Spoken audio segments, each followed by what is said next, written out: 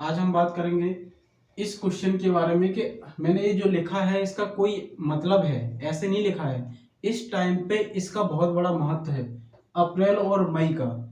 अप्रैल और मई में आईटीआई वाले जो स्टूडेंट रहते हैं उनके लिए ये गोल्डन टाइम होता है, मतलब सोने से ही महत्वपूर्ण ज़्यादा टाइम होता है अप्रैल और मई, और इसके बाद में अगला महीना। क्योंकि इस महीने के अंदर उनकी पूरी आईटीआई का करियर डिपेंड करता है कि आने वाला टाइम उनका कैसा होने वाला है।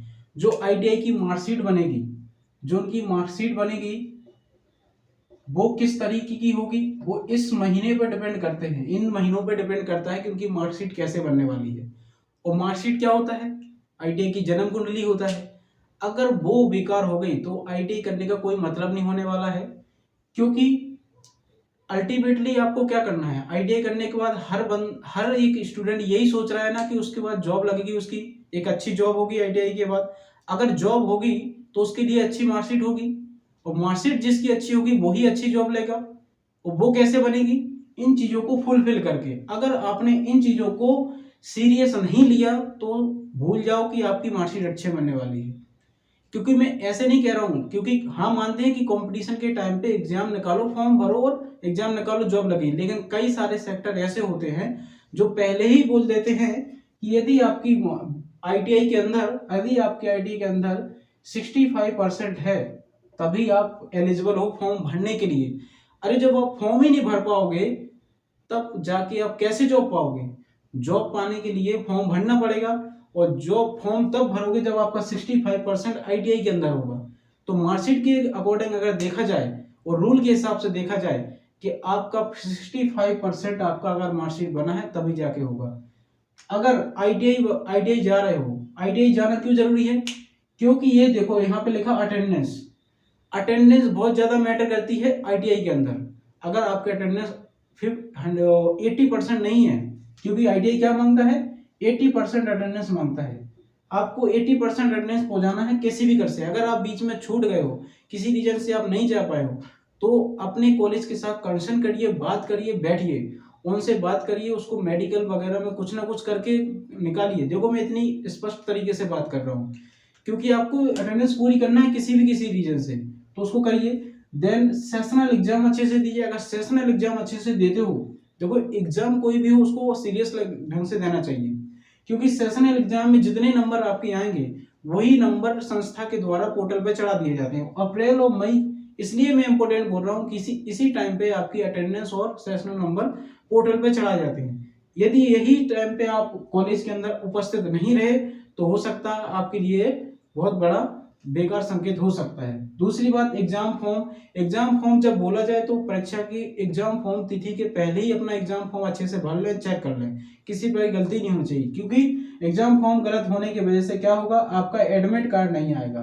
वो आपका एडमिट कार्ड नहीं आया तो आप पेपर नहीं दे सकते हो, पेपर नहीं दोगे तो आईटीआई की मार्कशीट नहीं मिलने को है। दूसरी बात, कॉलेज की अगर फीस किसी की अगर बकाया है, कोई ऐसी संस्था में है भारत के अंदर की जहां फीस लगती है और फीस लग रही है, तो उसको पूरी कर लें। देख लीजिए हमारी फीस तो बकाया नहीं है तो उसको पूरा कंप्लीट कर लें। देन 60% डे, अभी से डिसाइड कीजिए कि 60% डे तक तो आपको पढ़ाई करना है। और अब जितना टाइम बचा है आईटीआई वालों के लिए, स्पेशली फिटर और फिर इलेक्ट्रीशियन और भी ट्रेड है, कोपा, वेल्डर, इनके लिए क्या है, 65 डे, 65 एंड 60 एंड 70 डे ही बचे हैं, जो कि अभी रिमेनिंग शेष बचे हैं कि इस टाइम पे वो स्टडी करने, देन उसके एग्जाम हो जाएंगे। तो आपके लिए क्या है, गोल्डन टाइम है ये महीने। इसलिए इस महीने के अंदर आप अपनी पढ़ाई को कंटिन्यू रखें और जैसे भी करके अपनी परसेंटेज अच्छी बनाएं। परसेंटेज बनाना क्यों जरूरी है आईटीआई के अंदर? वो इसलिए जरूरी है कि एक तो 60% का क्राइटेरिया आजकल होते जा रहा है एग्जाम के अंदर। यदि आपका मार्कशीट इतना परसेंट है तो अभी आप फॉर्म भर पाएंगे। दूसरी बात इसलिए है क्योंकि यदि आप किसी भी संस्था के अंदर, किसी भी पीएसयू के अंदर अप्रेंटिस करना चाहते हैं तो अप्रेंटिस के लिए क्या जरूरी है कि अच्छा से अच्छा परसेंट हो। जितना ज्यादा आपका परसेंट होगा उतना ही ज्यादा चांस होंगे कि आप अप्रेंटिस के लिए अंदर मेरिट में आएंगे, क्योंकि वहां मेरिट से सिलेक्शन होता है। यदि आपका परसेंटेज अच्छा है तो आप अप्रेंटिस के फॉर्म में एलिजिबल हो जाएंगे और आप शॉर्ट लिस्ट हो जाएंगे। रेलवे, डीआईडीओ, बहुत सारी संस्थाएं जहां अप्रेंटिस होती है आईटीआई के बाद। यदि आपका परसेंटेज अच्छा है, 85 या 90 के समथिंग है, तो वो क्या होगा, आपके लिए उसमें एलिजिबल हो जाओगे, जिससे कि आपका सिलेक्शन बढ़ जाएगा। इसलिए इस चीज को बिल्कुल भी नजरअंदाज नहीं किया जा सकता है कि आपको इन 5 स्टेप को करना ही है। एक तो अटेंडेंस, सेशन नंबर अच्छे से लाओ, जैसे भी करके वो एग्जाम फॉर्म, अपना फीस, ये सब करना है आपको, ठीक है। तो इससे क्या होगा, आपकी आईटीआई सही होगी, वो आईटीआई बची हुई कहलाएगी, वो आईटीआई एक सफल आईटीआई कहलाएगी।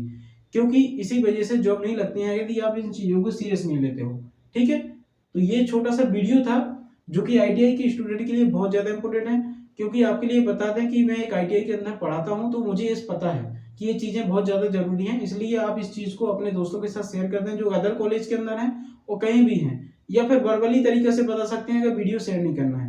यदि आपने वीडियो यहाँ तक देख लिया है तो वीडियो चैनल को सब्सक्राइब कर लीजिए, वीडियो को लाइक कर लीजिए, और इससे क्या, ताकि आईटीआई से रिलेटेड सारी वीडियो आपको मिलती रहे। Thank you very